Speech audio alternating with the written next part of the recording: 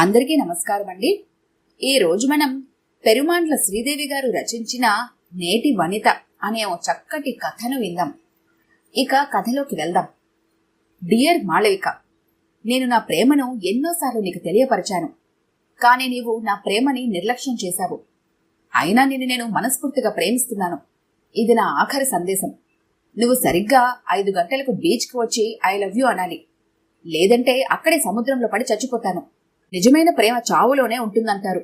నేను చనిపోయినాకైనా నా ప్రేమ నువ్వు గుర్తిస్తే నేను ధన్యుణ్ణి. నీ ప్రేమ భిక్ష కోరుతూ సుధాకర్. రక్తంతో రాసిన ఆ లేఖను చదవగానే మాళవిక కాళ్లలో సన్నగా వణుకు మొదలైంది. తనను సుధాకర్ ఇంతగా ప్రేమిస్తున్నాడా? తన కోసం అతను చావడానికి కూడా సిద్ధపడుతున్నాడా? అసలు ఒక మనిషిని ఇంతగా ప్రేమించడం సాధ్యమేనా? సుధాకర్ గొప్పింటి బిడ్డ. అతను ఎన్నోసార్లు ఆమెకు తన ప్రేమ విషయాన్ని తెలియజేశాడు. కాని తను అంతగా పట్టించుకోలేదు. తన చదువేంటో, తన పరీక్షలేంటో, తన భవిష్యత్తు ఆలోచనలతోనే ఉండేది. కాని ఇప్పుడు ఆమె ఆలోచనలను మళ్లిస్తూ ఈ లేఖ. నా మనసు నీకు అంకితమైపోయింది మాళవిక. నీవు అవునన్నా కాదన్నా నిన్నే ప్రేమిస్తాను. నీ నామస్మరణలోనే జీవితాంతం గడిపేస్తాను. ఇక ఆమె ఆగలేకపోయింది. టైం చూసింది 4:30. తొందరగా తయారై బయటకొచ్చి కనిపించిన ఆటో ఎక్కి పోనీయమంది. బీచ్లో బండరాయి మీద కూర్చొని సముద్రం వైపు చూస్తున్నాడు సుధాకర్. సుధాకర్ పిలిచింది నెమ్మదిగా. తల తిప్పిన సుధాకర్ ఆనందానుభూతికి లోనయ్యాడు. కొంతసేపు ఇద్దరి మధ్య నిశ్శబ్దం. ఐ లవ్ యూ సుధాకర్ అంటూ సున్నితంగా తన చేతిని చుంబించింది. సీసాలోని విస్కీ జివ్వున పైకి ఎగజిమ్మింది. నవ్వులతో, కేరింతలతో, బ్రాందీ సీసాల గలగలతో ఆ ప్రదేశమంతా మారుమ్రోగిపోయింది. భలేగా లైన్లో పెట్టవరా గురు అమ్మాయిని, మత్తుగా అన్నాడు ఒకడు. మరేమనుకున్నావురా, మన సుధాకర్ గాడంటే వాడి కంట్లో పడిన ఏ అమ్మాయినా వాడి ఒళ్ళో వాలాల్సిందే అన్నాడు మరొకడు. ఏంట్రా, మేము ఇంత సంతోషంగా నిన్ను పొగుడుతుంటే నువ్వేంటో ఆలోచిస్తున్నావు అన్నాడు మూడోవాడు. అది కాదురా, దాన్ని లైన్లో అయితే పెట్టాను గాని ఎలా లొంగ తీసుకోవాలో అర్థం కావటం లేదు అసహనంగా అన్నాడు సుధాకర్. ఏముంది బ్రదర్, సెంటిమెంట్ మీద దెబ్బ కొట్టు, పెళ్లి చేసుకుంటానను, అంతే, ఫినిష్ అన్నాడు ఇంకొకడు. మాళవిక, ఇది నా ప్రేమ సాక్షిగా నీ చేతికి తొడుగుతాను. ఈ రోజు నుండి పంచభూతాల సాక్షిగా మానసికంగా నువ్వు నా భార్యవి. త్వరలోనే అమ్మ నాన్నలకు చెప్పి ముహూర్తం పెట్టిస్తాను. ఆమె చేతికి ఉంగరం తొడుగుతూ అన్నాడు సుధాకర్. మాళవిక కళ్లల్లో కోటి దీపాల వెలుగు. ఆ ఉంగరం వైపే మురిపెంగా చూసుకుంటూ పెళ్లి గురించి ఊహల్లో తేలిపోతోంది ఆమె. ఆకాశమంత పందిరిలో, భూదేవంత మంటపంలో, రంగురంగుల పూల తోరణాల మధ్య పెళ్లికూతురు ముస్తాబులో రతీదేవిలా నునుసిగ్గిల మొగ్గైన నువ్వు, పెళ్లికొడుకు ముస్తాబులో మన్మధుల్లా నేను. నీ వైపు కొంట చూపులు చూస్తూ, పూలబాణాలు విసురుతూ అతను కన్విన్సింగ్ గా చెప్పుకుపోతున్నాడు. అప్పటికే మాళవిక కళ్ళు అరమొడ్పులయ్యాయి. అది గమనించిన అతను అదే అదునుగా ఆమె నడుము చుట్టూ చెయ్యవేశాడు. ఆమెలో చిన్న ప్రకంపన. కాస్త ముందుకెళ్లి ఆమె పెదవుల్ని గాఢంగా చుంబించాడు. ఆమెలో ఒక నిశ్శబ్ద విస్ఫోటనం. ఆమె కళ్లల్లో మెరిసిన తటిల్లత మేఘం. అప్పటికే ఆమె పూర్తిగా వివసురాలైంది.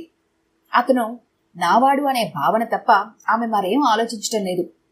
అతను నెమ్మదిగా ఆమెను మంచం మీదకి చేర్చాడు. అతన్ని వారించే స్థితిని ఆమె ఎప్పుడో దాటిపోయింది. నెమ్మదిగా ఆమె చేతులు అతని భుజాల చుట్టూ అల్లుకున్నాయి.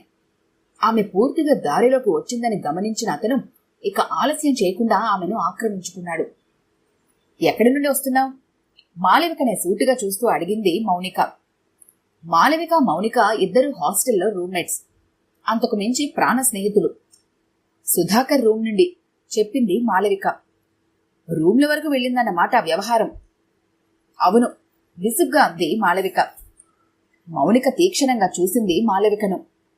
చూడు మాళవిక, అందం, చదువు, తెలివితేటలో ఉన్న నువ్వు ఎందుకు ఇంత తెలివి తక్కువ పనిచేస్తున్నావో అర్థం కావటం లేదు. సుధాకర్ ఒక జులాయి, తాగబోతూ, స్త్రీలోలుడు. నేను నమ్మను. అతను నన్ను మనసారా ప్రేమించాడు. మేమిద్దరం పెళ్లి చేసుకోబోతున్నాం. ఆమె మాట పూర్తి కాకుండానే ఆమె చెంప చెళ్లుమంది.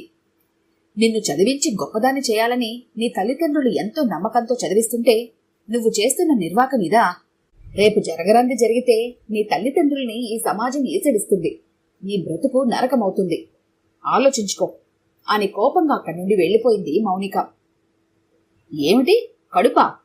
కాలర్ను పైకి ఎగరేసుకుంటూ నిర్లక్ష్యంగా అన్నాడు సుధాకర్. అవును సుధాకర్, మనం వెంటనే పెళ్లి చేసుకుందాం ఆందోళనగా అంది మాలవిక. ఆమె మాటలకు పగలబడి నవ్వాడు సుధాకర్. విషయం తెలియగానే అతనే పెళ్లికి తొందరపడతాడు అనుకుంది మాలవిక. కాని ఈ సన్నివేశం ఆమె ఊహించలేదు. ఏంటి, పెళ్లికి ముందే కడుపు తెచ్చుకున్న నిన్ను నేను పెళ్లి చేసుకోవాలా? ఇలా కడుపొచ్చిన ప్రతి ఆడదాన్ని పెళ్లి చేసుకుంటే నా ఇల్లు పెళ్లాలతోనే నిండిపోతుంది. ఆ మాటలకి నిర్ఘాంతపోయింది మాలవిక. అంటే ఆమె మాట పెగలడం లేదు. అంటే ఏమీ లేదు మై డియర్. పెళ్లికి ముందే పరాయి మగాడికి శరీరాన్ని అప్పగించిన నిన్ను నేనెలా నమ్మాలి? నాతో తిరిగినట్లుగా ఇంకొకరితో తిరగలేదని గ్యారంటీ ఏంటి? తాపీగా అన్నాడు సుధాకర్. అతని మాటలు శూలల్లా తాకుతుంటే విలవిల్లాడుతోంది ఆమె. కొంత డబ్బు తెచ్చి ఆమె మొహాన విసిరి, ఇదిగో ఈ డబ్బుతో అబార్షన్ చేయించుకో.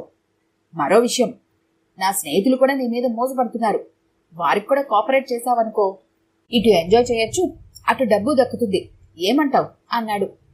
ఆ మాటలతో మాలవిక ఆవేశంతో ఊగిపోతూ అతని కాలర్ పట్టుకుని, బాస్టర్డ్, నువ్వే కదరా నన్ను ప్రేమించానంది? నువ్వే కదరా నా వెంట పడింది? నా జీవితం నాశనం చేశావు కదరా! హిస్టేరిక్గా అరుస్తూ అతని 2 చెంపలు వాయిస్తోంది. సుధాకర్ ఊహించిన పరిణామానికి బిత్తరపోయి ఆ తర్వాత తేరుకొని ఆమె పట్టు నుండి విడిపించుకుని ఆమెను జుట్టుపట్టి ఈడ్చుకొచ్చి వీధిలోకి నెట్టాడు. పోవే పో, నీ దిక్కున చోటు చెప్పుకో, వెళ్ళు అని విసురుగా తలుపేసుకున్నాడు. నడి రోడ్డు మీద 2 చేతుల్లో మొహం దాచుకుని దీనంగా రోధిస్తోంది మాలవిక. ఆ తర్వాత ఏం జరిగిందిరా? సస్పెన్స్ నవల విన్నంత ఆసక్తిగా వింటూ విరగబడి నవ్వుతూ అడుగుతున్నారు సుధాకర్ స్నేహితులు.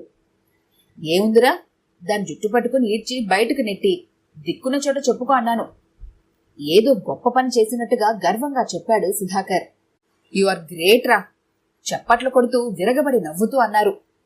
మాలవిక చాప్టర్ క్లోజ్ అయింది. నెక్స్ట్ టార్గెట్ ఎవర్రా? ఒకడన్నాడు. ఈ సంవత్సరమే మన కాలేజీలో ఫస్ట్ ఇయర్లో జాయిన్ అయిందే రమ్య అని, దాన్ని లైన్లో పెట్టడం. మాలవికను లైన్లో పెట్టినంత కష్టమేం కాదు. వారం తిరిగేలోగా రమ్యను నా ఒళ్ళో వాలేటట్టు చేసుకుంటాను అన్నాడు సుధాకర్. నువ్వు తలుచుకుంటే నీ ఒళ్ళో వాలని అమ్మాయి ఎవర్రా అన్నారు అతని స్నేహితులు. సుధాకర్ గర్వంగా తల ఎగరేశాడు. ఇంతలో కాలింగ్ బెల్ మోగటంతో విసురుగా వెళ్లి తలుపు తెరిచాడు సుధాకర్.